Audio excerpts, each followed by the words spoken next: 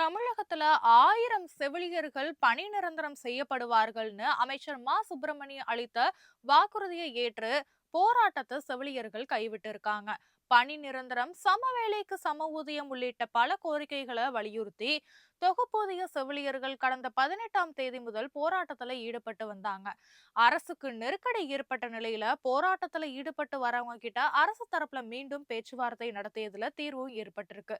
இது குறித்து அமைச்சர் மா சுப்பிரமணியன் வெளியிட்டுள்ள அறிக்கையில, ஒப்பந்த செவிலியர்களாக பணியாற்றி வருவோர நியமனம் செய்ய நடவடிக்கை எடுக்கப்பட்டுள்ளதா கூறியிருக்காரு. அதன்படி பார்த்தோம்னா புதிய பணியிடங்கள் தோற்றுவிக்கப்பட்டு 1000 ஒப்பந்த செவிலியர்கள் விரைவிலேயே நிரந்தரமா நியமிக்கப்பட உள்ளதாகவும் அமைச்சர் குறிப்பிட்டிருந்தாரு.